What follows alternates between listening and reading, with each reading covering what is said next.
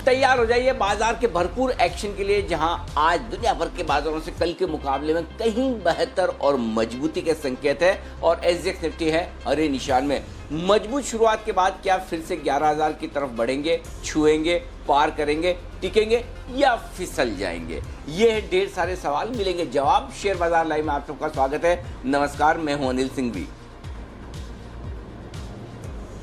और नमस्कार, मैं हूं दीपांशु भंडारी। मुंबई में तो बारिश का कहर है आज, पर आपकी रणनीति ऐसे बाजार में क्या होनी चाहिए, किस तरह से ट्रेड्स बनाने चाहिए, कौन से अहम लेवल्स हैं जहां पर ध्यान रखना चाहिए, इन सभी बातों पर चर्चा करेंगे अनिल जी के साथ। तो सर, सबसे पहले तो बताइए आज के लिए अहम ट्रिगर्स कौन से हैं?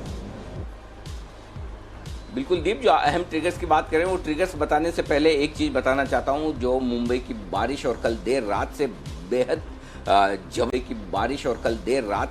बेहद जबरदस्त बारिश मुंबई में होती हुई दिख रही है और मुंबई के लगभग सभी निचले, इनफैक्ट निचले क्या दूसरे इलाकों में भी लगभग हर जगह पानी भरा हुआ है। और आप देख सकते हैं आज दिन में हाई अलर्ट भी है, हाई टाइड होने का, तो वो भी एक दोपहर में एक अलर्ट वाली सिचुएशन है। लेकिन इस पूरी मुश्किल भरी सिचुएशन के बीच हमारी टीम पहुंची है। आज सुबह 6 बजे ऐसा लग रहा था कि शायद हम 7 बजे शो शुरू ना कर पाएँ, बड़ा मुश्किल होगा। लेकिन हमारी पूरी टीम को धन्यवाद जो ऑफिस में पहुंचे हैं। सारे लोग बड़े मुश्किल से रास्ते बदलकर, कुछ पैदल चलकर, गाड़ियों का रास्ता बदलकर, किसी न किसी तरीके से बड़ी मुश्किल से पहुंचे हैं और पहुंचकर ये शो शुरू करते हुए दिख रहे हैं। तो मजबूत टीम, उत्साह भरी टीम, और वाकई में धन्यवाद देना चाहिए कि इतने मुश्किल भरे माहौल में भी वो किसी न किसी तरह से पहुँचने की कोशिश कर रहे हैं। लेकिन बारिश का माहौल बहुत ही ज़बरदस्त है मुंबई में और बहुत ज़्यादा तेज़ी से बारिश पूरी रात भर होती हुई दिखी है। तो देखते हैं आगे क्या कुछ होता है। लेकिन फिलहाल आपने जैसा कहा, ट्रिगर्स बता दूं। डाउ 236 अंकों की मजबूती के साथ बंद हुआ है, जो कि उम्मीद से कहीं ज़्यादा बेहतर मजबूती रही, क्योंकि कल दोपहर जब हम बंद हुए थे तो 10 पॉइंट नीचे डाउ ट्रेड करता हुआ दिख रहा था। उसके मुकाबले में डाउ में बेहद मजबूती भरा सेशन रहा और नैस्डैक तो ऑल टाइम हाई पर पहुँच गया है। कौन सा कोरोना, काहे का कोरोना, और कोरोना के जाने से पहले ही नैस्डैक ने फिर से नया रिकॉर्ड बनाया। और वजह साफ है, वहाँ के जो टेक्नोलॉजी शेयर हैं उनकी कमाइयाँ भी ज़बरदस्त हुई इस कोरोना काल में और परफॉर्मेंस भी ज़बरदस्त आई है। लेकिन परफॉर्मेंस सोने की है शानदार, 54,199। जी हाँ, ये है वो लेवल अब जो इतिहास में नए हाई के तौर पर दर्ज हो चुका है। आरबीआई की 3 दिनों की बैठक आज से शुरू हो रही है एमपीसी की, और परसों आएगा आपके लिए ब्याज दरों पर फैसला 6 अगस्त को। 2 कंज्यूमर से रिलेटेड कंपनियों के आज है नतीजे। दोनों ही बड़े ग्रुप टाटा और गोदरेज, इनकी कंज्यूमर कंपनियां, टाटा कंज्यूमर जिसे पहले आप टाटा ग्लोबल बेवरेजेस के नाम से जानते थे, और Godrej consumer product Godrej CP, इसके नतीजे आएंगे आज। तो ये है पूरा का पूरा एक्शन डी। बिल्कुल अनिल जी, और मार्केट के एक्शन से ही शुरुआत करते हैं सर, क्योंकि इतनी सारी क्यूज़ हैं जिस पर आज रिएक्शन मिलेगा। जो पिछले कुछ दिनों का एक्शन हुआ है 25 जुलाई के बाद, जो थोड़ा मार्केट्स ने ट्रेंड बदला है और हमने देखा है कि 11,300 के स्तर से अब 400 पॉइंट्स की गिरावट हो गई है। इस ट्रेंड के बारे में सर क्या बताएंगे, और अब ऐसे बदलते बाजार में हमारी क्या अप्रोच होनी चाहिए मार्केट्स के लिए, किस तरह से अपनी स्ट्रैटेजी बनानी चाहिए, किस तरह से अपने आप को पोजिशन करना चाहिए ऐसे बाजार में सर? देखिए दीप, पहली बार ट्रेंड पॉजिटिव से न्यूट्रल हुआ है। 11,000 के नीचे की हम क्लोजिंग की बात कर रहे थे कि जब भी 11,000 के नीचे बाजार बंद होता दिखेगा तो फिर ट्रेंड आपका पॉजिटिव से न्यूट्रल होता हुआ दिखेगा। हाँ, अभी हम न्यूट्रल हुए हैं, नेगेटिव नहीं। तो जो 7,500 से एक तरफा तेज़ी शुरू हुई है, उस तेज़ी का ट्रेंड लगातार पॉजिटिव बना था। 11,341 का हाई हमने इस दौरान बनाया और 11,300 की अब तक की बेस्ट क्लोजिंग हमें मिली है। इसीलिए हम लगातार ये बात कर रहे थे कि अब नया ट्रेंड आपको बाजार तब देगा या तो 11,000 के नीचे बंद हो या फिर 11,300 के ऊपर बंद होना वापस से शुरू करें, तो तेजी का जो ट्रेंड है वो बरकरार रहेगा। अब चूंकि पहले बाजार ने ये डिसाइड किया कि हम 11,000 के नीचे बंद हो रहे हैं और 11,000 के नीचे काफ़ी अच्छे खासे जाकर बंद हुए हैं, तो आपके लिए ट्रेंड न्यूट्रल हुआ है। नेगेटिव होने में अभी वक्त है, लेकिन हाँ, ट्रेंड न्यूट्रल होने में एक चीज़ साफ होती है और वो ये कि आपको अपनी पोजीशन रिव्यू करनी चाहिए। ये मार्केट ऐसा है जहाँ ग्लोबल सपोर्ट है, एक तरफा तेजी है, एक तरफा मंदी नहीं होगी। लेकिन अगर आप 11,000 के लेवल के नीचे 1 या 2 दिन बने रहते हैं तो फिर नीचे की रिस्क थोड़ी खुलती है, और ऐसी सिचुएशन में आपको इस वक्त सबसे पहला काम जो करना है वो आपकी पोजीशन को हल्का कर लेना है। और जब भी आपको एक उछाल मिले थोड़ी सी पोजीशन कम करिए ताकि आपके लिए नीचे रहने में जगह हो। और अगर आप एग्रेसिव ट्रेडर हैं तो ऊपरी स्तरों पर शॉर्ट करें स्ट्रिक्ट स्टॉप लॉस के साथ। वापस से पहला संकेत बाजार का अब मजबूती का तब आएगा जब 11,200 के ऊपर फिर से बंद होना शुरू करे, तो पहला संकेत मजबूती का होगा 11,200 के ऊपर बंद होना। जब तक अब आप क्लोजिंग बेसिस पर 11,200 को पार नहीं करते हैं तब तक आप कमजोर हैं। कल के सेशन में दिक्कत एक ही रही दीप, और वो ये कि 11,000 को तोड़ना कोई बड़ी बात नहीं है, तोड़ लिया, लेकिन तोड़ने के बाद हम वापस से रिकवर नहीं हो पाए वो भी कोई बात नहीं। लेकिन तीसरी जो सबसे बड़ी दिक्कत की बात थी कि वो आपने बड़े गैप से नीचे क्लोजिंग दी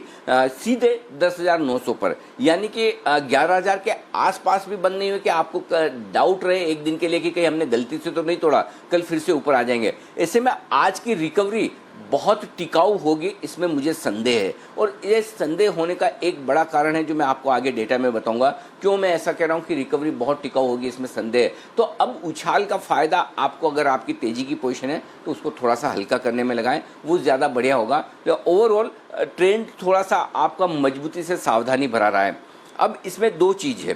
पहली चीज़, अगर ग्लोबल मार्केट्स इसी तरह से मजबूत रहते हैं तो आपके लिए या तो गिरावट कम होगी या गिरावट की स्पीड कम होगी। और एक चीज़ ध्यान में रखिए, कल जो हम गिरे हैं, कल हमें कहीं भी ग्लोबल संकेत कहीं से भी खराब नहीं थे, उसके बावजूद कल अकेले भारतीय बाजार थे जो अच्छी खासी गिरावट दिखाकर बंद हुए। लगभग 0.25% आप निफ्टी पर गिर गए, बैंक निफ्टी पर आपने 570 पॉइंट की कमजोरी दिखा दी। इसका मतलब क्लियर कट है कि यहाँ पर आपके सप्लाई है, यहाँ पर बिकवाली है, और उस लिहाज से आप ग्लोबल मार्केट की मजबूती को नज़रअंदाज करते हुए गिर रहे हैं। तो ऐसे में आपके लिए बहुत ज़रूरी होता है अब अपना फोकस ग्लोबल मार्केट से अपने फंड फ्लो पर शिफ्ट करें।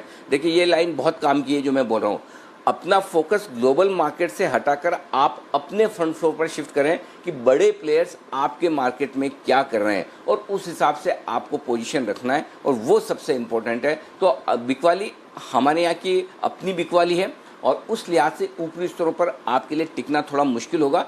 थोड़ी पोजीशन हल्की होगी, वहाँ पर आपको जब भी मौका मिले थोड़ा सा आपको अपनी तेज़ी की पोजीशन कम करके न्यूट्रल होना चाहिए, कैश हाथ में रखना चाहिए, वापस मौका मिलेगा फिर से खरीदारी करेंगे।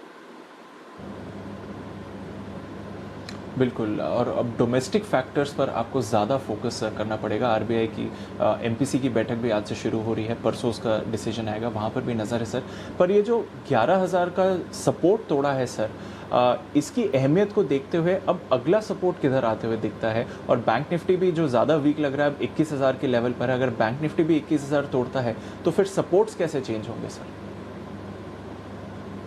देखिए दीप, सपोर्ट के लिहाज से कल निफ्टी का 10,950 तोड़कर उसके नीचे बंद होना थोड़ा सा खराब है, और उस लिहाज से अब आप अगर कहेंगे तो 10,700 से 10,800 ये अगला मजबूत सपोर्ट जोन है। अगर इस वीकली एक्सपायरी तक, यानी कि परसों तक, क्योंकि परसों तक अपने को क्रेडिट पॉलिसी भी देखनी है एक्सपायरी के पहले, अगर परसों तक हम 10,700 10,800 की रेंज को होल्ड कर पाते हैं तो ये अपने आप में एक अच्छा अचीवमेंट है, कोई ख़राब नहीं। इतना भी अगर बाजार होल्ड कर लेता तो बहुत अच्छी बात है, पहली चीज़। अब चूंकि एक्सपायरी के दिन ही क्रेडिट पॉलिसी है, तो एक्सपायरी के वक्त बाजार किस तरह का बड़ा मूव उस दिन देगा ये कहना मुश्किल है। पॉलिसी देखते हैं किस तरह की आती है, और पॉलिसी में आरबीआई गवर्नर साहब किस तरह की कमेंट्री देते हैं, वो बड़ा इंपॉर्टेंट होगा, पॉइंट नंबर 1। दूसरी चीज़ जो है, अब बैंक निफ्टी अपने आखिरी सपोर्ट लेवल के आसपास बंद हुआ है, जो कि 20,900 से 21,050 का है। कल 21,030 का लो आपने लगाया। अगर 20,900 तोड़ता है तो बैंक निफ्टी पर नई रिस्क और गिरावट की खुलती हुई दिखेगी। कमजोर तो हम पहले से हैं, तब 20,550 20,650 आपके लिए बैंक निफ्टी पर अगला अहम सपोर्ट होगा। तो ये सपोर्ट जो अब आ रहे हैं लगभग 2% नीचे के 2% नीचे के आपको बैंक निफ्टी पे आते हुए दिख रहे हैं, और 2 से 3%, और निफ्टी में भी 2 से 3% नीचे के अब सपोर्ट रेंज पर आते हुए दिख रहे हैं। सो 2 से 3% की गिरावट की रिस्क खुलती हुई दिख रही है। लेकिन एक अच्छी बात जो है वो ये है कि ग्लोबल मार्केट्स अभी भी बेहद मजबूत है, और जब तक ग्लोबल मार्केट्स मजबूत है आपको बीच बीच में उछाल भी मिलेंगे, गिरावट की स्पीड भी कम रहेगी, और आपको एग्जिट करने का मौका मिलेगा। ये चीज़ ध्यान में रखिए। तो ये एक बहुत इंपॉर्टेंट चीज़ है। अब एक और बड़ा पॉइंट है जिस पर मैं हाईलाइट करना चाहता हूँ, और ये कि पिछले कुछ 2-3 हफ्तों में कैश मार्केट के स्टॉक्स ने बहुत अच्छा रिटर्न दिया है, बहुत अच्छी तेजी हुई है। अब ये वक्त है आप अपने कैश मार्केट के स्टॉक्स को रिव्यू कर लें क्या अगर आप अच्छे मुनाफे में बैठे हैं तो थोड़ा पार्ट प्रॉफिट बुक कर लें या प्रॉफिट बुक करके फिर से इंतज़ार कर लें, या अब अगर आप फ्रेश खरीदारी कर रहे हैं तो आपकी खरीदारी की मात्रा कम हो जानी चाहिए, रिटर्न एक्सपेक्टेशन कम हो जानी चाहिए और होल्ड करने का पीरियड बढ़ जाना चाहिए। देखिए तीनों चीज़ों पर ध्यान रखिए। पहली चीज़ तो ये कि आप है ना, अब पहली चीज़ जहाँ प्रॉफिट है वहाँ हल्का सा बुक करें, फिर नीचे के लिए इंतज़ार करें। कोई बहुत ऐसा नहीं कि बहुत मार्केट बड़ा करेक्शन दे देगा, ये दे देगा, वो वक्त बताएगा, लेकिन फिर भी अगर आपके हाथ में पैसा है, हैंडी है, तो आप नीचे एंटर कर सकते हैं। Point number 1। पॉइंट नंबर 2, आपको क्वांटिटी कम कर लेनी है। और पॉइंट नंबर 3 जो सबसे इंपॉर्टेंट है कि अब आपको रिटर्न एक्सपेक्टेशन कम करनी है, कि जैसे पहले कैसा होता है, आज लिया आज ही 5% बढ़ गया, 2 दिन में 10% बढ़ गया, अब वो ट्रेंड आपका धीमा पड़ सकता है। और दूसरा कि आप सोचते थे कि 15 दिन के लिए सोच के लें और 5 दिन में काम हो जाए, अब ये सोचिए कि 5 दिन का सोच के लेंगे तो 15 दिन भी लग सकते हैं। तो ये आपका टाइम होराइजन बढ़ना चाहिए और रिटर्न की उम्मीद कम करनी चाहिए, रियलिस्टिक लेवल पर आ जाना चाहिए।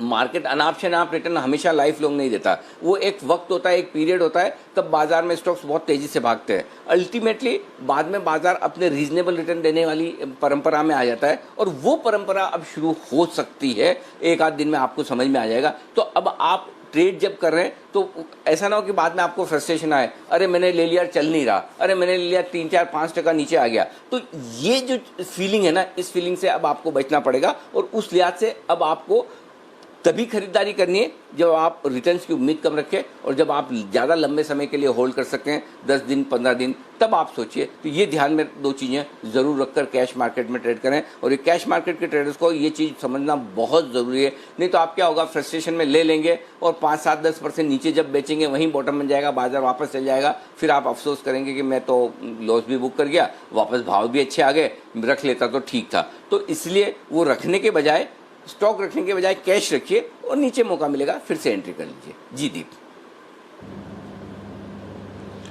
बिल्कुल। तो थोड़ा अब बाजार का ट्रेंड बदल रहा है और आपको अपनी पोजीशनिंग और अपना व्यू भी उसी हिसाब से चेंज करना पड़ेगा।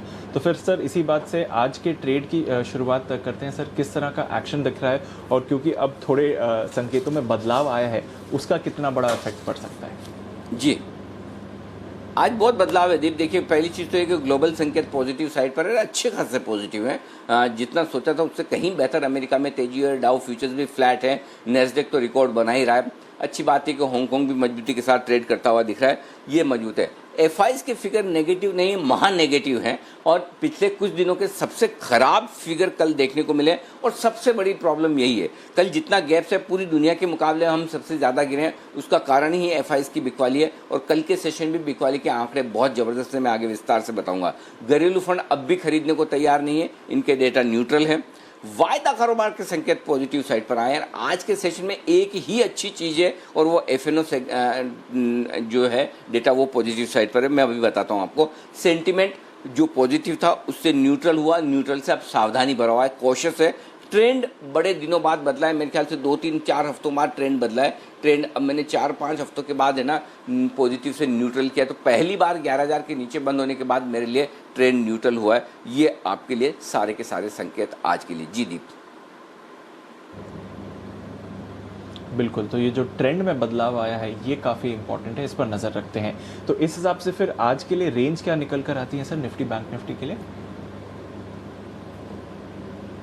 10,700 10,800 जैसा हमने बात की, अब ये मजबूत सपोर्ट जो है निफ्टी के लिए, और 11,000 11,075 ये लेवल पार करना मुश्किल होगा ऊपर की तरफ। बैंक निफ्टी 20,550 20,650 मजबूत सपोर्ट जो है वो तब है जब आप 20,900 को तोड़ दें, अदरवाइज तो 20,900 और 21,050 मजबूत सपोर्ट जो है वो टूटने के बाद 20,550 20,650 अगला सपोर्ट होगा। 21,400 21,650 परफेक्ट सप्लाई जो है वहाँ पर आए तो आपको बिकवाली करनी है। दिन की रेंज 10,850 10,950, मीडियम रेंज 10,800 11,000, ज़्यादा संभावना इसी रेंज में काम कर लें। बिगर रेंज 10,725 11,075, ये एक्सट्रीम बड़ी रेंज निफ्टी की आज के लिए आप रख कर चलें। बैंक निफ्टी 20,950 21,350 छोटी रेंज, 20,650 21,500 ये आज की मीडियम रेंज, और 20,550 से 21,650 आज की बड़ी रेंज है जिस पर फोकस करके चलें। अब जो डेटा है वो सबसे इम्पोर्टेंट है आज के लिए। एकमात्र पॉजिटिव डेटा है वायदा कारोबार का, और दीप वो इसलिए है कि पुट कॉल रेशियो 1.10 पर है। जो कॉन्फिडेंस आपको पुट कॉल रेशियो 1.9 पर आता है कि आपको बेच देना चाहिए, वही आपको कॉन्फिडेंस पुट कॉल रेशियो 1.1 पर आता है जहां खरीदारी करनी चाहिए। अब प्रॉब्लम है कि आज आप गैप से खुल जाएंगे, अगर गैप से नहीं खुलते तो थोड़ी खरीदारी होगी। सबसे बढ़िया बात जो पुट कॉल रेशियो में नीचे आने की वो ये कि तेजी करने वाले ट्रेडर्स की पोजीशन कल हल्की हो चुकी है। 11,000 के नीचे आने के बाद काफ़ी लोगों के स्टॉप लॉस ट्रिगर हुए हैं और कमज़ोर ट्रेडर सिस्टम से बाहर निकल चुके हैं और काफ़ी कुछ हद तक कॉल राइटिंग हुई है और उससे भी पुट कॉल रेशियो नीचे आया।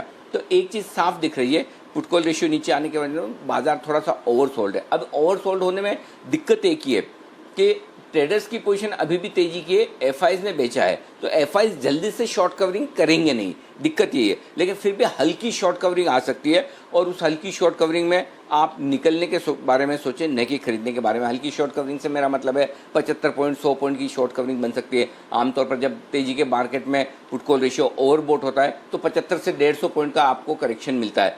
सिमिलरली 75 से 150 पॉइंट की आपको एक रिकवरी मिल सकती है।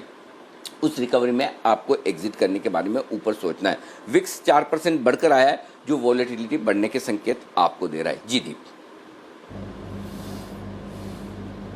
बिल्कुल, तो वॉलेटिलिटी थोड़ी बढ़ सकती है पर पीसीआर काफ़ी कंफर्टेबल लेवल पर है, पर मार्केट का ट्रेंड देखते हुए देखते हैं इसका कितना बड़ा इम्पैक्ट होता है आज के एक्शन पर। सर उस हिसाब से बात करें तो फिर जिनकी एग्जिस्टिंग पोजीशंस है उन्हें क्या ध्यान में रखना चाहिए आज? 10,850 दीप एक ही लेवल है, या यूं कह देंगे कल का लो टूटे तब भी आप निकल सकते हैं। कल का लो है आपका 10,882 का, थोड़ा नीचे रखना चाहे तो 10,850 का आप इंट्राडे और क्लोजिंग दोनों बेसिस पर स्टॉप लॉस रख लें। पहली चीज़, बैंक निफ्टी में स्टॉप लॉस क्लियर कट है, वेल डिफाइंड 20,900 का, यह आपके लिए दोनों ही स्टॉप लॉस लेवल है। ठीक है, शॉर्ट पोजीशन जिनकी है इंट्राडे में 11,000 का स्टॉप लॉस रखें, क्लोजिंग बेसिस पर 11,075 का रख लें। बैंक निफ्टी में 21,400 का इंट्राडे स्टॉप लॉस रखें, थोड़ा दूर है लेकिन यही ठीक है, सही स्टॉप लॉस यही है। जिनको बहुत छोटा रखना है फिर वो 21,250 का रखें, लेकिन 21,400 ज़्यादा सही है। 21,650 ये क्लोजिंग बेसिस पर दूर आ रहा है, स्टॉप लॉस बहुत दूर आ रहा है, लेकिन क्या करें 600 पॉइंट अगर बैंक निफ्टी में नीचे बंद होगा तो स्टॉप लॉस कैसे मिलेगा। तो 21,650 के नीचे स्टॉप लॉस है नहीं, क्लोजिंग बेसिस पे बहुत दूर है, तो फिर आप अपनी रिस्क के हिसाब से स्टॉप लॉस एडजस्ट करें। देखिए स्टॉप लॉस दो तरीके से लगाना होता है। कई बार लोग मुझे पूछते हैं कि स्टॉप लॉस कैसे लगाएं, तो स्टॉप लॉस लगाने के दो ही तरीके हैं। पहला तरीका तो है वो बुकिश स्टॉप लॉस, जो डेटा से निकल के आता है कि ये स्टॉप लॉस है, इसके ऊपर ही मार्केट अच्छा होगा या इसके नीचे ही खराब होगा, तो उस हिसाब से आपको लगाना होता है। दूसरा स्टॉप लॉस लगाना होता है आपको अपनी रिस्क के हिसाब से। भाई अब बैंक निफ्टी 500 पॉइंट अगर ऊपर स्टॉप लॉस है, आपकी ताकत है क्या 500 पॉइंट का नुकसान या मार्क टू मार्केट झेलने की, और उसके बाद भी अगर बढ़ जाए तो फिर और 50-100 पॉइंट और गिन लो। तो अगर आपकी ताकत उतनी देखने की, उतना मार्क टू मार्केट लॉस भरने की, देखने की, झेलने की नहीं है, तो फिर वो स्टॉप लॉस आपके क्या काम का है। तो पहली चीज़ है कि आपको अपने आप को पहचानना है कि मैं कितना नुकसान कर सकता हूँ। अगर समझिए कल के आपकी बैंक निफ्टी की शॉर्ट है, आपको बहुत छोटा स्टॉप लॉस रखना है 21,200, 21,250 बस। लेकिन अगर आप डेटा से निकालेंगे तो डेटा अपने हिसाब से कहेगा कि ये स्टॉप लॉस है, डेटा अपनी जगह, आपके रिस्क अपनी जगह। तो आपको दोनों में समन्वय करना है, ये कोऑर्डिनेशन बिठाना है कि मेरे लिए क्या सही है, उस हिसाब से आपको अपना स्टॉप लॉस देना होता है। ये मतलब ये स्टॉप लॉस हम उस तरह से दे रहे हैं जैसे वो है ना अखबार में नहीं आता कि आज का राशिफल, तो इस राशि वालों के लिए ये दिन है। अब वो इस राशि वालों के लिए सभी मतलब एक ही दिन थोड़ी एक ही जैसा थोड़ी हो सकता है। राम और रावण की राशि एक ही दी, एक दिन एक ने युद्ध जीता दूसरा मरा, तो सिंपल चीज़ है। आप सिमिलरली जो स्टॉप लॉस आपको दिया जा रहा है वो स्टॉप लॉस आप एकदम वो उस तरह से ना सोच लें कि यही लगाना है, आपको अपनी रिस्क भी ध्यान में रखनी है। बाकी अगर आप बुक्स के हिसाब से चलना चाहते हैं, आप उतनी रिस्क मैनेज कर सकते हैं तो 21,650 का लगाइए, नहीं कर सकते हैं तो 21,200, 21,250 से ही काम चला लीजिए। तो ये चीज़ आपको ध्यान में रखनी बहुत ज़रूरी है कि स्टॉप लॉस कब और कैसे लगाना है और किस प्राइस पर लगाना है, अदरवाइज आप कमाएंगे कम, नुकसान ज़्यादा कर देंगे, ये बहुत ज़रूरी है। जी दीप। बिल्कुल, स्टॉप लॉस का प्लेसमेंट बहुत ज़रूरी है, स्पेशली ऐसे बाजार में जहाँ पर ट्रेंड चेंज हो रहा है। उस लिहाज से देखें सर तो नई पोजीशंस बनाने के लिए क्या सलाह देंगे आज? देखिए नई पोजीशन बनाने के लिए दीप ऐसा है ना, पहले तो शॉर्ट करने के बारे में सोचे, चूंकि गैप मिल रहा है ऊपर, तो जितना ज़्यादा गैप मिले उतना मजा आएगा शॉर्ट करने में ऊपर की तरफ। 11,000, 11,075 मेरे लिए परफेक्ट रेंज है जहां मैं बेचना चाहता हूं। 11,150 का होगा स्टॉप लॉस, 10,950, 10,900 और 10,850 के टारगेट के लिए यहां पर करनी है आपको बिकवाली। खरीदना जो चाहते हैं 10,700 से 10,800 की रेंज में धीरे धीरे टुकड़ों में आराम से खरीदेंगे। 10,650 का स्ट्रिक्ट स्टॉप लॉस है। 10,850, 900 और 950 ये 3 टारगेट आपके लिए खरीदारी की तरफ होंगे अगर नीचे की रेंज में आप खरीदारी करते हैं। बैंक निफ्टी शॉर्ट कर सकते हैं 21,350, 21,500 की रेंज में, और यहाँ पर शॉर्ट करते हैं तो 21,650 का स्टॉप लॉस लगाइए। 21,250, 21,050 और 20,900 ये मिनिमम टारगेट है, और यहाँ से और गए तो फिर 20,650, 20,550 तक के भी लेवल बनते हैं। लेकिन चूंकि हम ऊपरी लेवल पर शॉर्ट कर रहे हैं, अगर नीचे के लेवल पर शॉर्ट करना है तो वो मैं आपको बताऊंगा 9:08 पर। तो वहाँ पर मैं आपको बताऊंगा कि प्री ओपनिंग सेशन में जहाँ खुल रहे हैं वहाँ पर खुलते ही शॉर्ट करना है या नहीं करना है, ये क्लियर कट है। तो ये आपके लिए बैंक निफ्टी की शॉर्ट पोजीशन हुई। अब बैंक निफ्टी खरीदना कहाँ है? 20,550, 20,650 के पहले नहीं खरीदना है। कल हमने खरीदने की थोड़ी सी जल्दबाजी कर दी, हालांकि मैंने इसलिए कहा भी था कि स्टॉप लॉस आप स्ट्रिक्ट रखिए, लेकिन मुझे लगा ही था कि 21,050, 21,200 ज़्यादा सही रेंज होगी, लेकिन उसके बावजूद हमने थोड़ा सा हिम्मत करके 21,400, 500 में दे दिया। तो अगर किसी ने खरीदा होगा तो वहाँ स्टॉप लॉस ट्रिगर हुआ होगा। इसलिए हमें ये करना है कि 21,050 और माफ़ कीजिएगा 20,550, 20,650 की रेंज में ही खरीदना है, इससे पहले नहीं। और 20,450 का स्टॉप लॉस होगा। 20,900, 21,000, 21,050 ये टारगेट के लिए। एक और चीज़ जो डीप अपडेट करना चाहता हूँ, कल हमने जो दोनों ही शॉर्ट कॉल दिए हैं यहाँ पर कल के 2000 में, उज्जीवन और आरबीएल, कोई दिक्कत नहीं है, उनको आप डिफाइंड स्टॉप लॉस उज्जीवन का 236 का था, होल्ड करिए।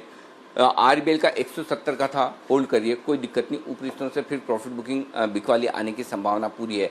दूसरी चीज़, जिन लोगों ने अगर कवर्ड कॉल खरीदे, कवर्ड पुट खरीदे, भाई जिन्होंने कल 10,900 का एक पुट खरीदा है, 10,700 या 10,800 का अपना एक पुट बेचा है, वो होल्ड करें। बैंक निफ्टी जिन्होंने 21,000 का पुट खरीदा है और 21,500 का बेचा है, वो अपनी पोजीशन होल्ड करें, कोई दिक्कत वाली बात नहीं। ठीक है, छोटे छोटे बाउंस आएंगे, बीच में तेज़ी होगी, 100, 125, 150 पॉइंट की तेज़ी कभी भी हो सकती है, उसके लिए आपको तैयार भी रहना चाहिए और उसका फ़ायदा उठाएं हल्के होने के लिए। दोनों तरफ का मार्केट मिलेगा, ऐसा एक तरफा मार्केट चलने वाला नहीं, और आपको दोनों तरफ ट्रेड करना अब सीखना पड़ेगा। तो वन साइडेड एक तरफा trade every buy on dip से अब आपको दोनों तरफ के ट्रेड की तरफ आना पड़ेगा, और उसके बाद आप कमा पाएंगे। तो कॉन्ट्रा ट्रेड करना अब सीखना पड़ेगा इस मार्केट में, वो बहुत ज़रूरी है। जी दीप।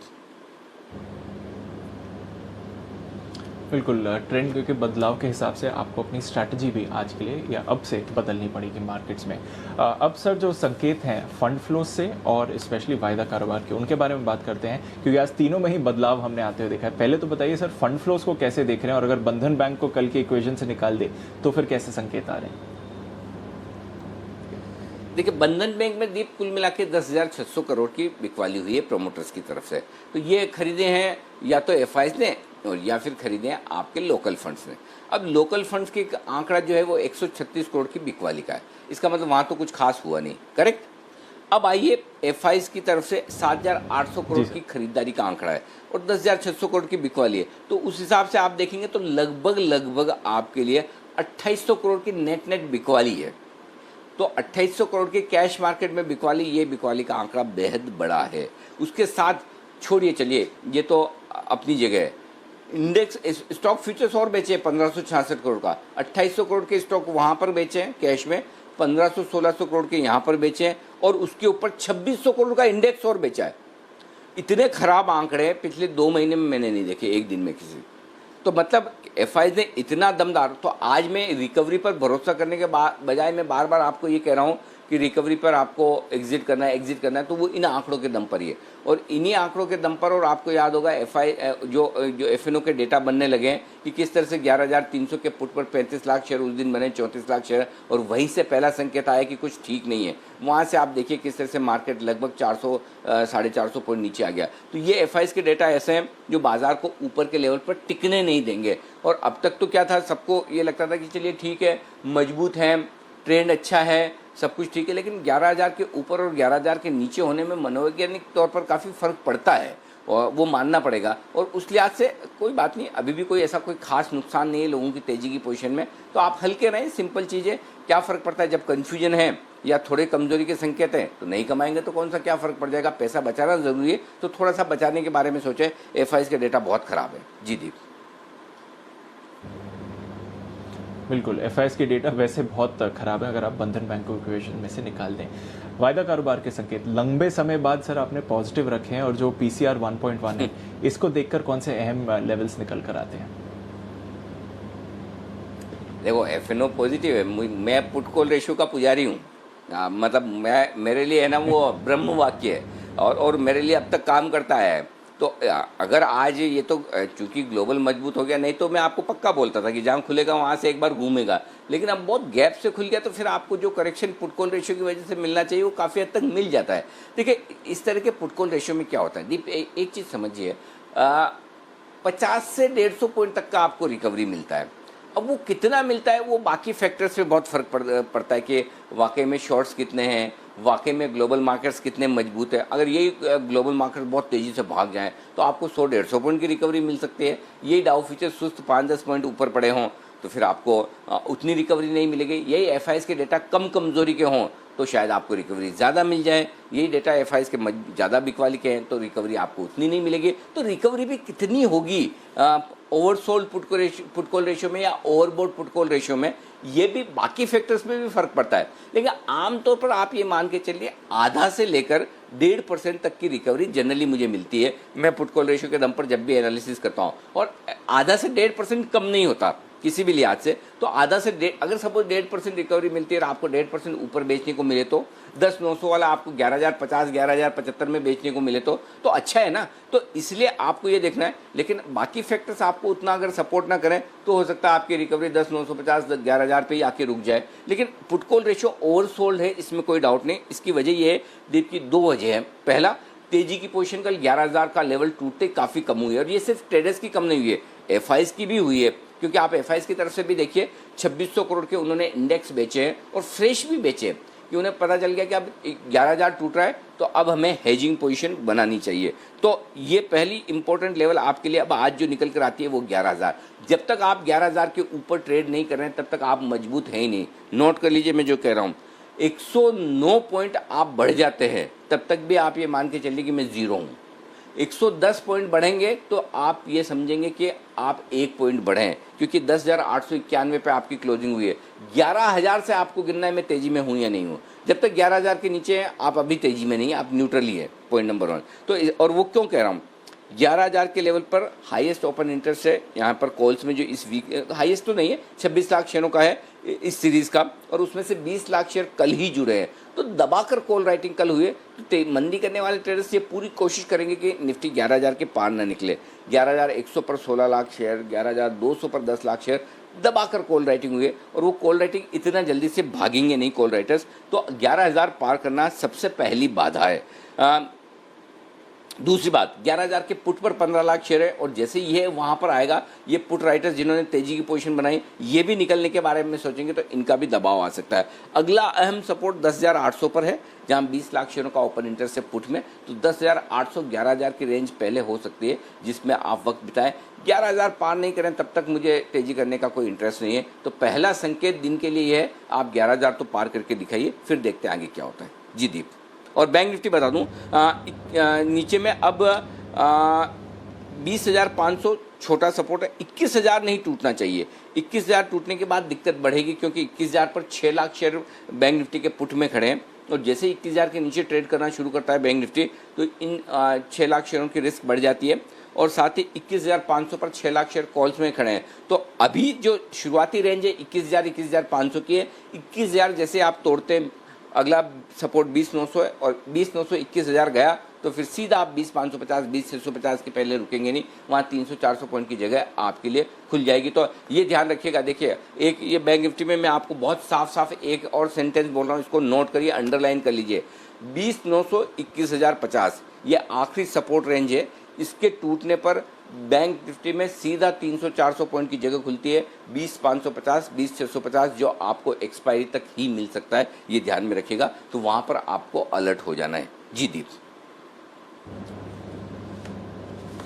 बिल्कुल, तो बैंक निफ्टी थोड़ा और वीक लग रहा है, इंपॉर्टेंट सपोर्ट लेवल्स के करीब है, वहाँ पर नज़र रखिए, और 11,000 निफ्टी के लिए एक इंपॉर्टेंट लेवल होगा, वहाँ पर भी नज़र रखते हैं। चलिए एक्शन के लिए फिर तैयार होते हैं। ये तो है आज के लिए सेटअप और आज के संकेत। जान लेते हैं कौन से स्टॉक्स खबरों के दम पर एक्शन में रहेंगे, और कुछ ही देर में वरिंदर बंसल से भी बातचीत होगी रिजल्ट एक्सरे के लिए। हमारे साथ रिसर्च टीम तैयार है, कुशल, पूजा और साथ ही मानसी। कुशल, आपसे शुरुआत करते हैं, बताइए आज के खबरों वाले स्टॉक्स कौन से हैं, कौन से अहम ट्रिगर्स हैं जहाँ पर नज़र रहनी चाहिए? बिल्कुल, गुड मॉर्निंग दीपांशु। तो सबसे पहले आज देखिए इंपॉर्टेंट ट्रिगर है, कैश सेगमेंट से काफ़ी सारे नतीजे आने वाले हैं, जिसमें मेंशनेबल अगर मैं बताऊं तो उसमें Spark, Narayana Hrudayalaya, Dixon Tech, PI Industries और साथ ही अगर आप देखें तो इगराशी मोटर्स और अपोलो पाइप जैसे शेयर जो हैं वो फोकस में रहेंगे। साथ ही स्पेंसर्स रिटेल, इसका राइट्स इशू आज से खुल रहा है और ये 18 अगस्त तक खुला रहेगा और 75 रुपये पर राइट्स इशू की प्राइसिंग तय की गई है और 80 करोड़ रुपये जुटाने की योजना है कंपनी की, और 15 शेयर के बदले आपको 2 राइट शेयर जो है मिलेंगे। तो ये एंटाइटलमेंट रेशियो है। इसके अलावा सैटिन क्रेडिट केयर, इसका राइट्स इशू की एक्स डेट है आज, और यहाँ पर 125 शेयर के बदले 48 शेयर राइट्स इशू शेयर जो है वो जारी किए गए थे और 120 करोड़ के टोटल राइट्स इशू का साइज था इनका। साथ ही अगर आप देखें तो यहाँ पर जस्ट डायल, इसका बाईबैक आज से खुलेगा और 17 अगस्त तक ये बाईबैक इनका खुला रहेगा। 700 रुपये प्रति शेयर पर बाईबैक का ऐलान किया गया है और करीब 4.84% इक्विटी जो है इस बाईबैक में की जाएगी। अब देखिए यहाँ पर नतीजों पर भी फोकस है। अब कल के सत्र में जो बाजार बंद होने के बाद नंबर्स आए थे उसमें धनलक्ष्मी बैंक एक स्टॉक है, यहाँ पर नंबर्स काफी कमजोर साइड पर। क्वालिटी फ्रंट पे देखिए इनका जीएनपीए जो है 5.9% से बढ़कर 6.9% हो गया है। साथ ही कंपनी की जो प्रोविजंस है वो 4 गुना से भी ज्यादा सालाना आधार पर बढ़ते हुए नजर आए हैं। 9 करोड़ से बढ़कर 37 करोड़ के प्रोविजनिंग जो है कंपनी ने दिखाई है और एनआईए और मुनाफे के लिहाज से मुनाफे में तो 70% की गिरावट देखने को मिली है। साथ ही 2 और खबरें हैं मेरे पास, जिसमें जुबिलेंट लाइफ साइंस फोकस में रहेगा, जिसमें जूबी आर के नाम से इन्होंने भारत में कोरोना की दवा लॉन्च की है और दवा की जो कीमत है वो 4700 रुपये रखी गई है प्रति 100 मिलीग्राम, और ये भारत के करीब 1000 अस्पतालों में ये दवा जो है डिस्ट्रीब्यूट की जाएगी। अब देखिए केसी इंटरनेशनल, ये अगला स्टॉक है जहां पर फोकस रहेगा और कंपनी को करीब 1200 करोड़ का ऑर्डर मिलता हुआ नजर आया और ये ऑर्डर जो है ट्रांसमिशन, डिस्ट्रीब्यूशन, सिविल और साथ ही केबल कारोबार से जुड़ा हुआ है। तो यहाँ पर फोकस आपको बनाकर रखना होगा। बिल्कुल, तो भरपूर स्टॉक्स हैं एक्शन में। कुछ और स्टॉक्स और फंड एक्शन के बारे में जान लेते हैं पूजा के साथ। गुड मॉर्निंग पूजा, बताइए। Good morning Deepanshu. शुरुआत एलेंबिक फार्मा से करते हैं। क्यूआईपी के जरिए फंड्स जुटाने को मंजूरी मिल चुकी है और कल शाम कंपनी का क्यूआईपी भी खुला। इसका जो फ्लोर प्राइस है वो 980 रुपये 75 पैसे तय किया गया है, यानी कि मौजूदा जो भाव है उससे 5% डिस्काउंट पर ये प्राइस तय किया गया। इसके अलावा आज तमाम ऑयल कंपनीज, ऑयल मार्केटिंग कंपनियों पर नजर रखे। ONGC, oil India, Petronet, IGL, MGL, Gujarat gas, इसमें स्पेशली गैस से जुड़ी जो कंपनी है वहां पर फोकस रखिए, क्योंकि घरेलू और अंतर्राष्ट्रीय बाजार में माना जा रहा है कि नेचुरल गैस की कीमतें 20% बढ़ी हैं। इसकी वजह भी है यूएस में अधिक गर्मी पड़ने का अनुमान है, इसके चलते बिजली की खपत में इजाफा होने की उम्मीद है और पावर प्लांट की गैस मांग बढ़ने से इन्वेंट्री खत्म होने का अनुमान है। इस वजह से गैस कीमतों में ये उछाल देखने को मिल रहा है। रिटेल स्टॉक्स पर भी फोकस रखिए और इसी के साथ ही साथ लिकर शेयर भी फोकस में रहेंगे। मुंबई में 5 अगस्त से सभी दुकानें अब 7 दिनों के लिए खुलने की अनुमति दे दी गई है सरकार की तरफ से। यस बैंक भी फोकस में रहेगा। मूडीज ने पर्याप्त फंड्स जुटाने के चलते बैंक की जो रेटिंग है वो बढ़ा दी है। मूडीज ने बैंक के डिपॉजिट की रेटिंग CAA1 से बढ़ाकर B3 की है और आउटलुक अपना स्टेबल पर बरकरार रखा है। इसके अलावा AU स्मॉल फाइनेंस बैंक, ये स्टॉक भी आज फोकस में रहेगा। वॉर्बर्ग पिंकस ने जुलाई में हिस्सेदारी घटा दी है कंपनी में और 6.84% से घटाकर अब जो हिस्सेदारी की है वो 4.58% की है। तो यहाँ पर भी आप नजर रखिए। कुछ डिफेंस स्टॉक्स जैसे कि HAL और भारत फोर्ज जैसे स्टॉक्स भी आज फोकस में रहेंगे। खबर आ रही है कि रक्षा मंत्रालय की घरेलू उद्योग से खरीद को करीब 2025 तक बढ़ाकर 1.5 लाख करोड़ करने की योजना है। तो इससे ये जो खबर आ रही है इससे स्टॉक्स पर आज कुछ रिएक्शन देखने की उम्मीद है। इसके अलावा कुछ इनसाइडर ट्रेडिंग देखने को मिला है। प्रमोटर की तरफ से खरीदारी हुई है। JSW स्टील में प्रमोटर्स ने खरीदे हैं 14 लाख शेयर्स और 30 से 31 जुलाई के बीच ये खरीदारी हुई है। इसके अलावा ट्राइडेंट में भी प्रमोटर्स ने करीब 18 लाख शेयर्स की खरीदारी की है और ये खरीदारी 3 जुलाई को हुई थी, जो कि अब एक्सचेंजेस पर रिपोर्ट की गई है। बिल्कुल, तो भरपूर एक्शन है यहाँ पर, जहाँ पर आपको नज़र रखनी चाहिए। चलिए आप जान लेते हैं कि आज ब्रोकरेजेस का क्या कहना है एफआईआर में।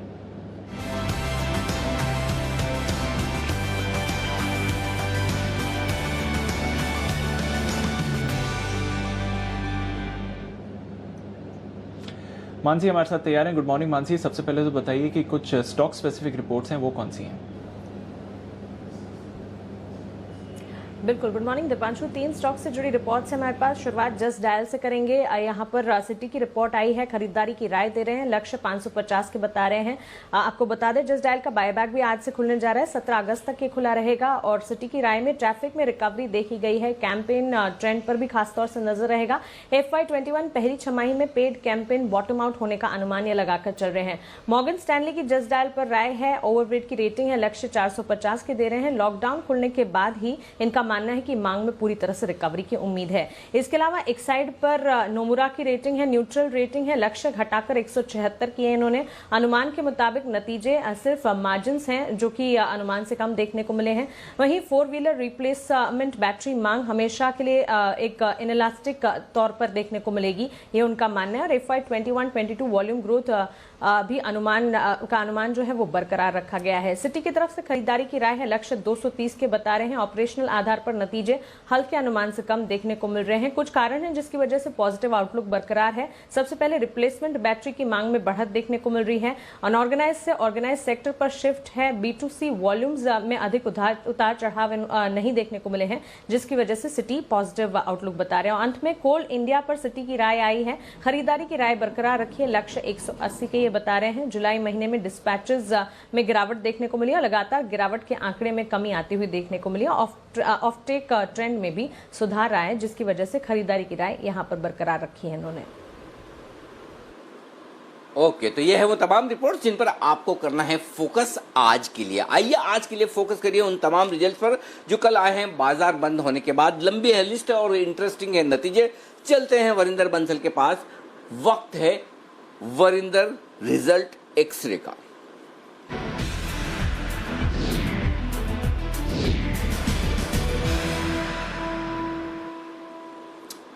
वरिंदर गुड मॉर्निंग, स्वागत है आपका। शुरुआत करते हैं अच्छे और उम्मीद के मुताबिक नतीजों, जिन्हें आप कहते हैं ओकिश। ये भी शब्द मैंने पहली बार आप ही से सुना, ओकिश टाइप नतीजे। ओके, तो गुड और ओकिश ये कौन से नतीजे बताइए। सर, तो I will sound like a broken record since last 10-15 days, but good में जो मुझे अच्छे नंबर्स लगे वो एपीआई के नंबर्स है सर। आई नो कि लोग बहुत बोर हो चुके हैं मुझसे, बट ग्रैनुअल्स, डॉक्टर रेड्डीज और कल जो सोलारा के नंबर्स आए, I know the stock was already up, but numbers अगर आप कॉन कॉल सुने, कॉन कॉल शाम को हुआ 3:30 बजे, उन्होंने फिर भी 25% का गाइडेंस बोला कि 25% हम ग्रो करेंगे सेल्स और एबिटा में।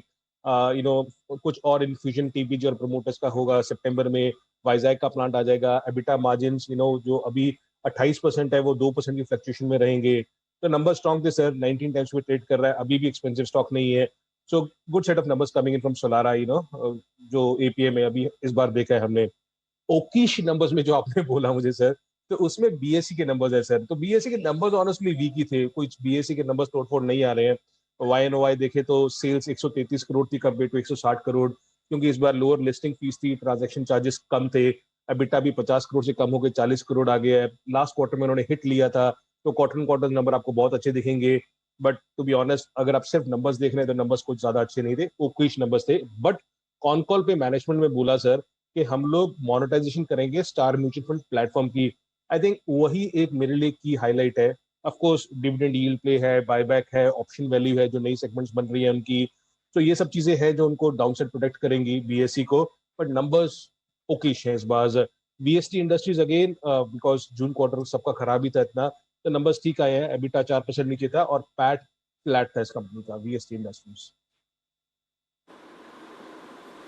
ओके, तो ये है आपके लिए अच्छे और ओकिश नतीजे। आप कह रहे हैं कि बार बार एपीआई सुनकर लोग बोर हो जाते हैं। भाई साहब देखो, ऐसा है ना, अगर पैसा बनता रहे तो आप कोई चीज़ से बोर नहीं होते हैं। और एपीआई का तो मुझे याद है, अब पूरी दुनिया सब गुणगान कर रही है। आपने कम से कम साल भर पहले जो रिसर्च गुरुकुल किया था मेरे साथ में, तब आपने कहा, और तभी हमने एपीआई का नाम चूर्ण करके वहाँ पर दिया भी। उस समय कोई एपीआई देखता नहीं था, सोचता नहीं था, वहाँ से स्टॉक 5-5 गुना 10-10 गुना हो गए। मैं कोशिश करूँगा इस वीकेंड पे वो है ना शो पुराना वापस निकाल कर एक बार चलाने की, ताकि लोगों को समझ में आए कि रिसर्च में क्या ताकत है, डेटा में क्या दम है, वो देखने वाली बात है। और एक और चीज़ जो मैं हाईलाइट करना चाहता हूँ, जो लोग ध्यान से नहीं सुनते, देखते हैं, पढ़ते हैं, वो एक चीज़ जो वरिंदर बार बार कह रहे हैं उसे सुनिए, समझिए। और वो ये कह रहे हैं कि केमिकल कंपनियों के मुकाबले में एपीआई कंपनियां कहीं ज़्यादा मजबूत दिख रही है, कहीं ज़्यादा अच्छे नतीजे दे रही हैं और कहीं ज़्यादा सस्ते वैल्यूएशन पर है। इस बात को गौर करिए। केमिकल से अभी भी एपीआई में आपके लिए शिफ्ट होने का मौका है, ये चीज़ भी ध्यान रखिएगा। तो ये वरिंदर की जो एडवाइस है, डेटा के बेसिस पर, एनालिसिस के बेसिस पर, रिसर्च के बेसिस पर, उस पर गौर फरमाइए। आइए अब आगे बढ़ते हैं, कमज़ोर नतीजों की बात करते हैं। इस लिस्ट में कौन से स्टॉक्स हैं, और अगर एपीआई पे भी आप कुछ जोड़ना चाहते हैं, जो मैंने समअप किया है सही है, अगर उसमें कुछ बाकी रह गया तो बताएं। सर मैं यही बोलना चाहूंगा, 1 मिनट अगर ले सकता हूँ तो, कि ये सेक्टर बहुत छोटा है सर, जी। बहुत छोटा है। हम लोग कंपनीज की बात करते हैं, उनका साइज अभी 2000 करोड़, 3000 करोड़, 5000 करोड़ मुश्किल से है। It's very very small.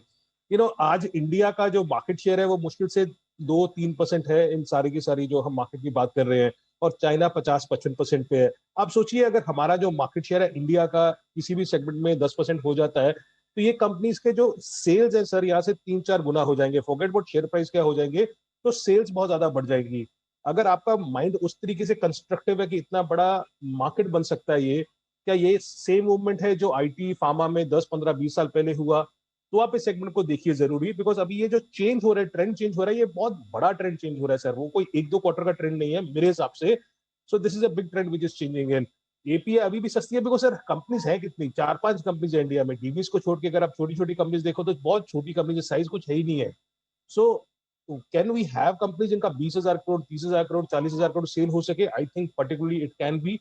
But अपने को देखना पड़ेगा कि ये कंपनीज कंस्ट्रक्टिवली काम कर रही हैं, कैपेक्स ज्यादा ना करें, फालतू में ज्यादा ना करें, डेट ज्यादा ना ले, और अगर कोई रेगुलेटरी कंसर्न्स आ गए तो वो पीरियड खराब हो जाएगा। आपको याद होगा sir, you know her company में जहां पे प्रॉब्लम हुई है वहां पे वही प्रॉब्लम हुई है जहां उन्होंने डेट ज्यादा ले लिया। वोकहार्ट में सेम इशू हुआ सर। इशू क्या था, कंपनी अच्छी थी लेकिन उन्होंने डेट इतना ज्यादा ले लिया, वो कैरिड अवे हो गए। बिकॉज ट्रेंड अच्छा है, ट्रेंड अच्छा है, ट्रेंड अच्छा है, पैसा ज्यादा बनेगा, पैसा ज्यादा बनेगा, डेट ज्यादा ले लिया जितना वो कंट्रोल ना कर सके, रेगुलेटरी कंसर्न्स आ गए, और all these companies came down. Sun Pharma के साथ यही हुआ। All these companies what we are betting on, we have to make sure that ये लोग अपने फ्री कैश फ्लो से ज्यादा कैपेक्स ना करें जो वो हजम ही ना कर पाए। I think that is the risk point जो आपको ध्यान रखना चाहिए, एपीएस हो या केमिकल्स में। बिल्कुल। आइए अब कमजोर नतीजों पर आगे बढ़ते हैं, बताएं वरिंदर। सर एक्साइड के नतीजे कमजोर थे। उन्होंने नेट लॉस इस बार रिपोर्ट किया। एबिटा 65% नीचे था, सेल्स 31% नीचे थी, मार्जिन 5% के रहेगी कंपेयर टू 10.5%। कुछ कुछ मैं रिपोर्ट्स जो पढ़ रहा हूँ वो बोल रहे हैं कि अभी भी डिसेंट क्वार्टर है, क्वार्टर लाइन है, मार्जिन वीक है, लेकिन only thing why axis cap is constructive on the numbers is saying कि वैल्यूएशंस बहुत कंफर्टेबल है। ऑनेस्टली एक्साइड के नंबर्स नहीं आए बहुत टाइम से, बट ब्रोकरेजेस बोल रहे हैं कि वैल्यूएशंस डिसेंट है, इसलिए वो ज्यादा हताश नहीं है। कंसाई नैरोलेक के नतीजे बहुत वीक थे सर। एबिटा 70% डाउन था और प्रॉफिट 77% डाउन था। केपीआई टेक के नंबर्स खराब थे, प्रॉफिट 35% नीचे था, सीसी सेल्स नीचे थी। बट ऑनेस्टली अगर देखा जाए तो इसका जो परफॉर्मेंस आया सर, मैनेजमेंट ने बोला था कि फर्स्ट क्वार्टर में हमारा जो रेवेन्यू है 15% ड्रॉप करेगा, सो उसके इन लाइन आया। सेकंड क्वार्टर की गाइडेंस उन्होंने बोला कि फ्लैटिश रेवेन्यू होगा, फ्लैटिश मार्जिन होगा, और ग्रोथ जो है वो थर्ड और फोर्थ क्वार्टर में आएगा। Not a very expensive stock, but this quarter was weak. Let's see the company picks up, और the market picks up, thinking about कि ये आगे जाके अच्छे नंबर कंसिस्टेंटली दे सकते हैं, पर क्वार्टर 3 से क्वार्टर 2 में कुछ नहीं होगा। ठीक बात है। तो ये आपके लिए कमज़ोर नतीजे, लेकिन बेहद ख़राब नतीजे जहाँ पर आपको निराशा हुई है, वो बताइए, वो कौन से हैं? सर अगेन आपके शो में बार बार हम बोलते रहे कि auto ancillary as a segment है जहां हमने खराब किए हैं। और एक चीज और मैं देख रहा हूँ सर, कि जो ऑटो एंसिलरी जो साउथ बेस्ड कंपनीज है ना, उनके नतीजे ज्यादा खराब आ रहे हैं। मेरे ख्याल में वो ऐसे कंपनीज हैं जो एक बार क्वार्टर में जितना हिट हुआ है वो दिखा रहे हैं, एक्चुअल दिखा रहे हैं। चाहे वो सुंदरम फास्टनर्स, आपको याद होगा, उन्होंने एबिटा लॉस दिखाया। व्हील्स इंडिया के नंबर्स इस बार आए जहाँ पे सेल्स 72% नीचे थी, एबिटा लॉस 28 करोड़ था, नेट लॉस 45 करोड़ था। बेहद खराब नतीजे थे व्हील्स इंडिया के। सर एक कंपनी और अगर मैं ऐड कर सकता हूँ तो, रीजन इज बिकॉज आज के दिन सारे के सारे डिफेंस डिफेंस डिफेंस में बहुत बुलिश है, और टीआरएफ एक कंपनी है जो बार बार आता रहता है। सर इसने कंसिस्टेंटली 4 क्वार्टर से ना एबिटा लॉस दिखाया है, इस बार भी एबिटा लॉस ही था। सो आई हैव नो क्लू कि हम किसी भी चीज में सोचें कि यार ये डिफेंस में ये हो जाएगा और कोई भी कंपनी को पकड़ लें। प्लीज ऐसा गलती मत कीजिए, बिकॉज नंबर्स नहीं आ रहे हैं। आईटीडीसी सर, आपको याद होगा एक ऐसी कंपनी है जहाँ पे डाइवेस्टमेंट के नाम पे people get very very excited. मार्च के नंबर्स आया, जून के नंबर्स नहीं आउट है। इवन मार्च में उनका एबिटा 99% डाउन था। सो आप सोचिए जून में क्या हालत होगा। So don't get carried away with the news जहाँ पे नंबर्स मैच ना करे। Numbers has to be strong अगर आप न्यूज देख रहे हो और उस पर कुछ भी एक्शन ले रहे हो। बिल्कुल, तो ये हैं वो तमाम रिजल्ट जिन पर आपको फोकस करना है। सावधानी रखें जब भी आप ट्रेड करें, स्पेशली कैश मार्केट के स्टॉक्स में, और यही वजह हम आपके सामने वो नतीजे रखते हैं जो कहीं कवर नहीं होते या जिनके बारे में रिसर्च करना ज़्यादा मुश्किल काम है। आज बाकी टाटा मोटर्स और कोल इंडिया, इनकी तो जितनी चाहिए रिपोर्ट्स मिल जाती है ना अच्छे लोगों के, इन पे मेहनत कौन करे, और इन पे मेहनत करने का काम करते हैं वरिंदर बंसल। वरिंदर, बहुत बहुत शुक्रिया ये सारा इनपुट इतनी पढ़ाई करने के बाद देने के लिए। कल सुबह आपसे फिर होगी मुलाकात। आइए अब मुलाकात करने का वक्त है हमारे एक्सपर्ट्स के साथ, बिल्कुल पिक ऑफ द डे का।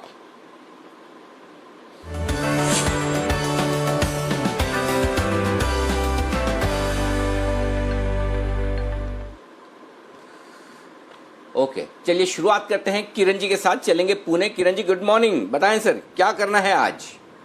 Anil ji, very good morning, deep morning. Anil ji, मेरा मार्केट पे व्यू थोड़ा सा न्यूट्रल है, और जिस तरीके से हमने 11,300 से लेके अभी करेक्टिव रैली गई, वो टेक्निकली इंटरमीडिएट ट्रेंड है।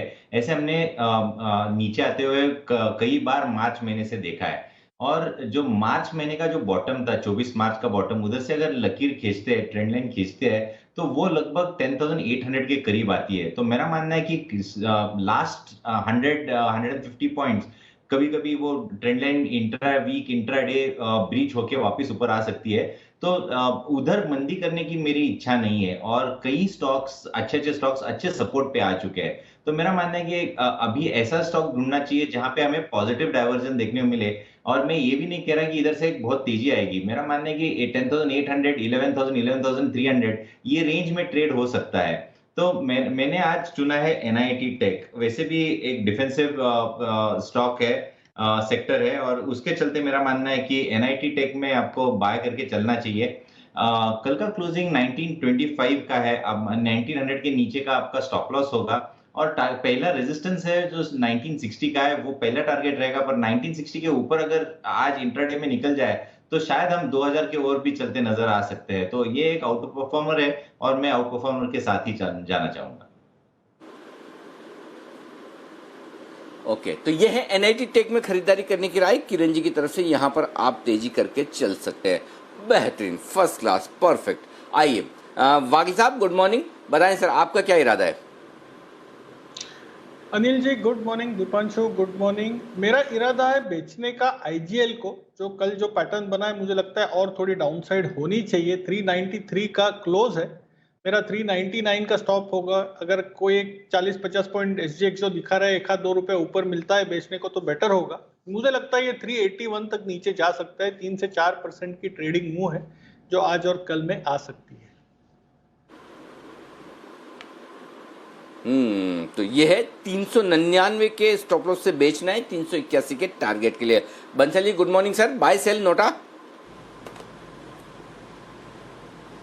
Good morning Anil ji, good morning Deepanshu. Anil ji, पहले तो किरण जी को एक कॉम्प्लीमेंट है। सबसे बढ़िया मुझे वो लगे सुबह सुबह जो उन्होंने कमेंट्री दी, 10,800 एक सपोर्ट है अनिल जी। तो मेरे विचार भी बिल्कुल वही हैं। मुझे भी लगता है नीचे में सपोर्ट है, और मेरा भी व्यू किरण जी से बिल्कुल मैच करता है। और अनिल जी, आप शायद भूल गए, नोटा तो अनिल जी बिल्कुल नहीं है। हम तो आज का काम कल करके गए थे। टाटा मोटर्स पे खरीदारी की राय दी हुई है, तो टाटा मोटर्स 110 का स्टॉप लॉस, 122 का टारगेट। और अनिल जी, एक कैविएट कल मेरे मित्र कुणाल जी ऐड करना भूल गए थे।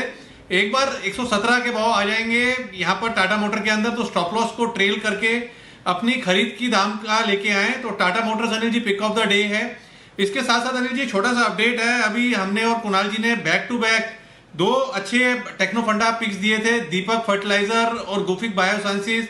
बट अनिल जी, व्यूअर जो है काफी परेशान है। हमारी 2 पिक्स इंजीनियर्स इंडिया चला नहीं, और एक IDFC को लेके परेशान है। तो अनिल जी, उनको राय है कि एक स्टॉक हमने और भी दिया था, नियोजेन केमिकल, जिसमें कल सर्किट था, थोड़ा सा भी नीचे आता है तो नियोजेन में स्विच करें। नियोजेन में शॉर्ट टर्म में 1 से 3 महीने में 700 का टारगेट है, और लॉन्ग टर्म के लिए 18 महीने में 2x का कैंडिडेट है। और डिस्क्लेमर ये है, क्लाइंट्स को रिकमेंड करा हुआ है और एक बार भी प्रॉफिट बुकिंग की राय नहीं दी है। क्लाइंट्स को 2x के लिए खरीदारी की राय दी हुई है 18 महीने के लिए। तो ये छोटा सा अपडेट है। ओके, बहुत बढ़िया।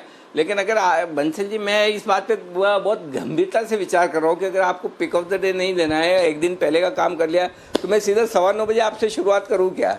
लेकिन क्या है कि आपको है ना, हमेशा कुणाल जी बचा लेते हैं, तो आपका काम कुणाल जी कर देते हैं। जो काम आप नहीं करते हो कुणाल जी करके आते हैं। तो कुणाल जी गुड मॉर्निंग, बताइए सर, बचाएंगे आज भी बंसल जी को आप?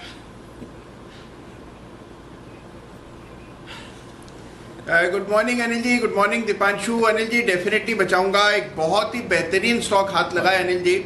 बहुराष्ट्रीय कंपनी है, स्टॉक का नाम है क्रिसिल, जिसमें मेरी खरीदारी की राय है। अनिल जी देखिए, ये जो स्टॉक है इसको काफी वक्त से मैं ऑब्जर्व कर रहा था, वेट कर रहा था कि इसमें ब्रेकआउट आए। कल के ट्रेड में ब्रेकआउट आता हुआ नजर आया है। तो क्रिसिल मेरी राय में अनिल जी मिस नहीं करना चाहिए, बाय करें। यहां पर एक 1675 रुपए पर 1675 पर स्टॉप लॉस रख लें। पहला टारगेट 1835 रुपए का 1835 का, दूसरा टारगेट 1900 रुपए का है। तो 1900 के टारगेट के लिए क्रिसिल में मेरी खरीदारी की राय। ओके, तो ये है आपके लिए खरीदारी की राय। तैयार है सुमित जी भी अपनी पिक देने के लिए? Sumit ji good morning. Good morning Anil ji, good morning सभी पैनलिस्ट को। मार्केट्स के अंदर एक गिरावट देखने को मिल रहा है। तो मेरे पास यहाँ पे सेल साइड का एक स्टॉक है गेल, GAIL। गेल के अंदर दबाव देखने को मिल रहा है। लास्ट 3 दिनों में हमने ऊपरी लेवल से दबाव देखा है और यहाँ पे गेल में और दबाव देखने को मिल सकता है। तो यहाँ पे सेल करके काम करें। स्टॉप लॉस लगा 96.90 या 96।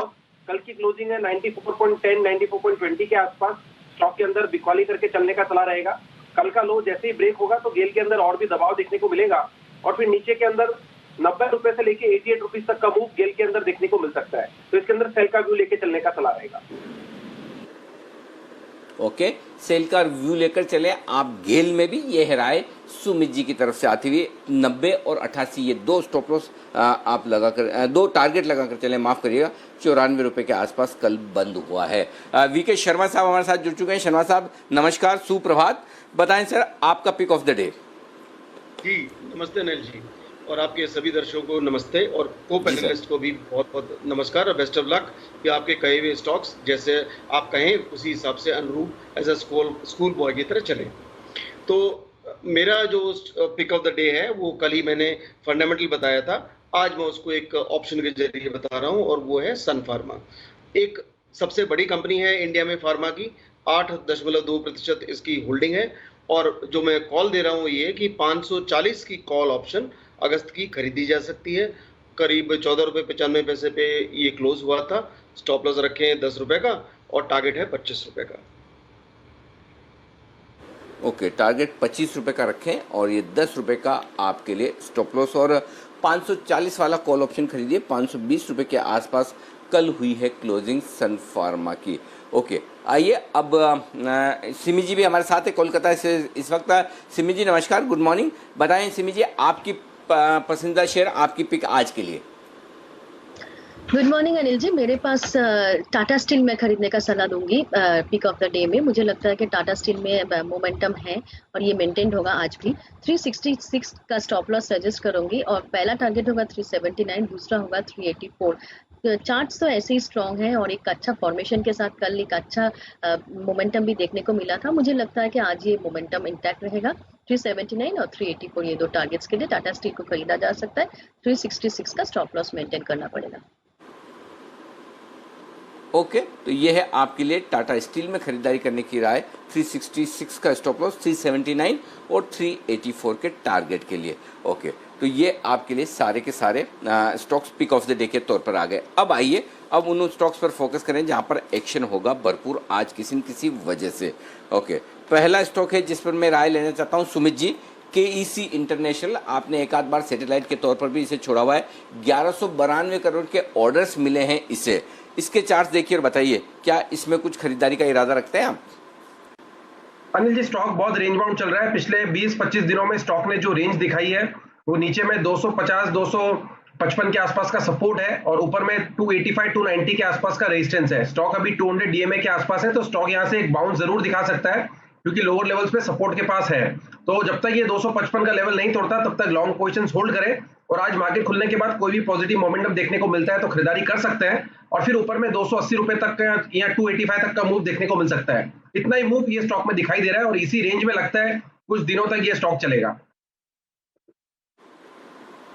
ओके, शर्मा साहब जरा गैस स्टॉक पर राय दीजिए।